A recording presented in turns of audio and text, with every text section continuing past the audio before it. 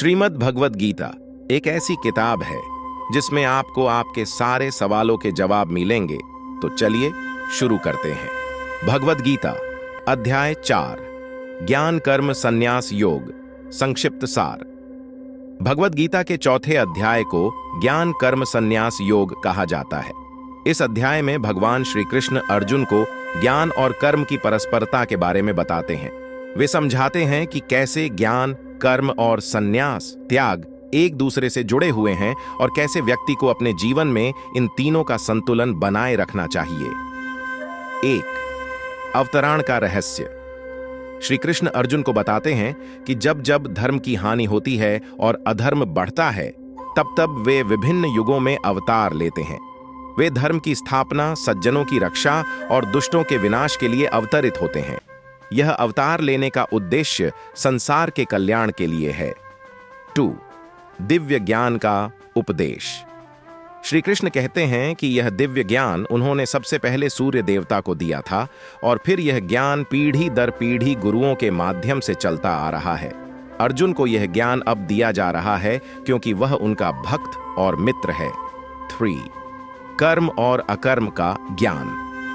श्री कृष्ण अर्जुन को कर्म, अकर्म, कर्म न करना और विकर्म, गलत कर्म के बीच के भेद को समझाते हैं। वे कहते हैं कि जो व्यक्ति सच्चे ज्ञान से युक्त होता है वह कर्म के मध्य में भी अकर्म देखता है और अकर्म के मध्य में भी कर्म देखता है। इसका मतलब है कि बाहरी दृष्टि से कर्म करते हुए भी यदि कोई व्यक्ति अपने भीतर कर्म के प्रति आसक्ति से मुक्त है तो वह वास्तव में अकर्म कर रहा है। 4 यज्ञ का महत्व। भगवान श्री कृष्ण विभिन्न प्रकार के यज्ञों का वर्णन करते हैं, जैसे कि ज्ञान यज्ञ, इंद्रिय संयम यज्ञ, तप यज्ञ और धन यज्ञ। वे कहते हैं कि सभी यज्ञों में ज्ञान यज्ञ श्रेष्ठ है क्योंकि यह व्यक्ति को आत्मज्ञान की ओर ले जाता है। सभी कर्मों का अंतिम उद्देश्य आत्मज्ञान प्राप्त करना होना चाहिए। 5 ज्ञान प्राप्ति का उपाय। श्री कृष्ण अर्जुन को बताते हैं कि ज्ञान प्राप्त करने के लिए उसे गुरुओं के पास जाना चाहिए, उन्हें सम्मान पूर्वक प्रणाम करना चाहिए, उनसे प्रश्न पूछना चाहिए और उनकी सेवा करनी चाहिए।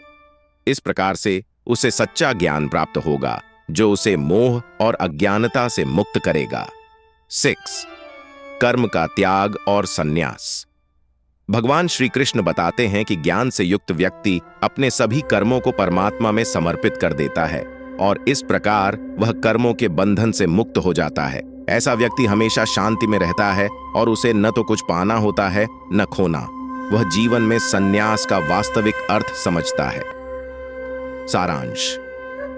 इस अध्याय में भगवान श्री कृष्ण अर्जुन को कर्म, ज्ञान और संन्यास के महत्व को बताते हैं।